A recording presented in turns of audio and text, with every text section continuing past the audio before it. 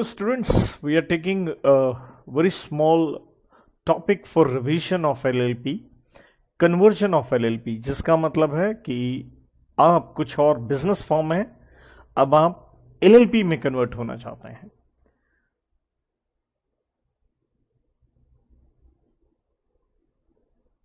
सो conversion into LLP, ये चीज ध्यान दीजिए. आपको बिजनेस फॉर्म है LLP में कन्वर्ट होना चाहते हैं, तो बहुत ही छोटा कॉन्सेप्ट.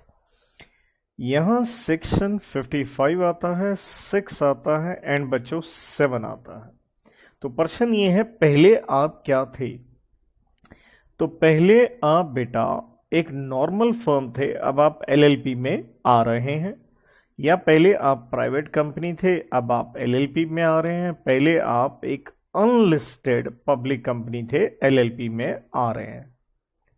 अनलिस्टेड जिसका मतलब है जिसके शेयर सिक्योरिटीज किसी स्टॉक एक्सचेंज पे नहीं बिकती हैं. नाउ आने के लिए कुछ कंप्लायंसेस तो होंगे. तो इसका जो प्रोसीजर है इन तीनों का, ये हमें दे रखा है सेकंड स्केड्यूल में, थर्ड में ये वाला एंड ये फोर्थ में. तो डिटेल नहीं है हमारे कोर्स में. और कहता है जब आप कन्वर्ट हो जाएंगे, यहां अगला सेक्शन आता है 58 कि कन्वर्जन के लिए आपको क्या करवानी पड़ेगी? रजिस्ट्रेशन. वो आप जानते हैं, रजिस्ट्रेशन किसके पास करवाएंगे? रजिस्ट्रार के पास. क्या होगी? एक प्रिस्क्राइब्ड फीस, फॉर्म, मैनर, एक तरीका होगा.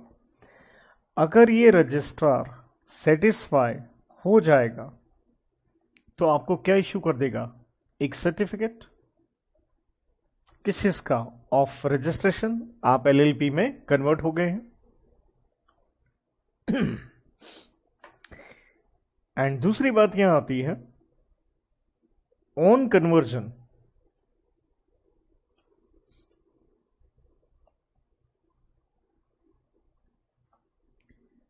जैसे ही आप कन्वर्ट हो जाते हैं, LLP टू इन्फॉर्म,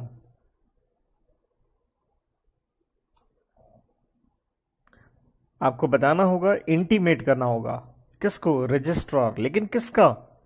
तो पहले में भी आप क्या थे? फर्म थे. या पहले क्या थे? कंपनी थे. उनके रजिस्ट्रार को आप इंटीमेशन दीजिए, और ये इंटीमेशन देनी है बेटा आपने 15 दिन के भीतर भीतर.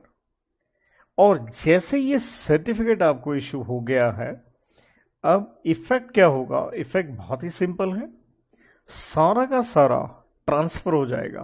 क्या आप बिजनेस कहें, एसेट्स एंड लायबिलिटीज, पहले वाली बिजनेस फॉर्म, कंपनी या फर्म से LLP को. तो एक तरह से अब आप LLP बन गए, कन्वर्ट हो गए. इसी के साथ हम जो हमारे कोर्स से रिलेटेड है, एक छोटा सा कॉन्सेप्ट और ले लेते हैं. और ये डील करता है कि आपने LLP बना ली है, और बनाने के बाद LLP को आप बंद करना चाहते हैं. तो हम इसे कहेंगे वाइंडिंग अप.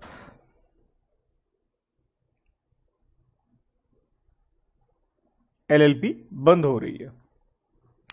तो बंद हो रही है, तो सेक्शन 63 कहता है जब आप LLP बंद कर रहे हैं तो बंद करने का जो डिसीजन है वो कौन लेगा?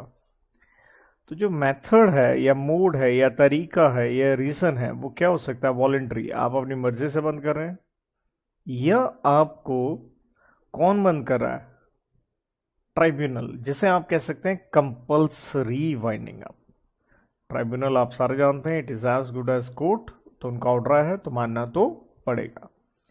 नो, कोर्ट या ट्राइब्यूनल कह लीजिए आपको बंद क्यों कर रहा है? तो यहां सेक्शन 64 में इसके ग्राउंड्स हैं कि ट्राइब्यूनल आपको बंद क्यों कर रहा है.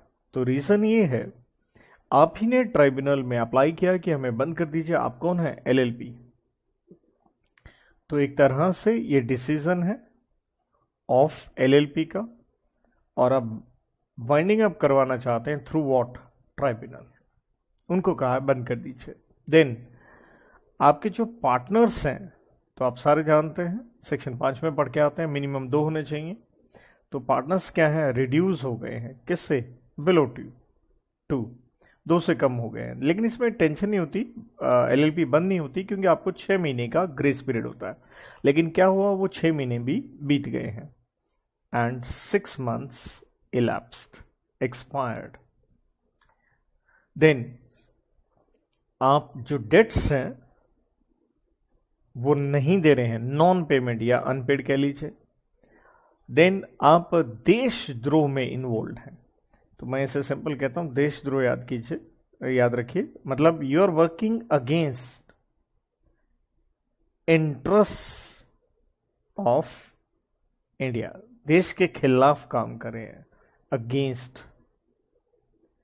जिसे कहते हैं हम देश की, टेक्निकली याद रखना चाहें तो सोवरेनिटी, इंटेग्रिटी, सिक्योरिटी, सिंपली है interest of the country. Then आपने डिफॉल्ट किया है किस में, फाइलिंग में, रजिस्ट्रार के पास आप फाइलिंग करते हैं किस चीज की, statement of account and insolvency की, सेक्शन 34 में, एंड एनुअल रिटर्न सेक्शन 35 में। तो दोनों चीजें, स्टेटमेंट ऑफ अकाउंट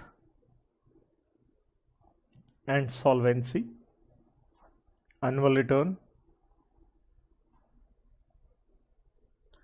तो इनमें आपने डिफॉल्ट किया है फॉर, यहाँ टाइम पीरियड बड़ा इंपॉर्टेंट है, 5 consecutive financial year, consecutive means लगातार 5 साल के लिए डिफॉल्ट करेंगे तो ट्राइब्यूनल आपको बंद कर देगा।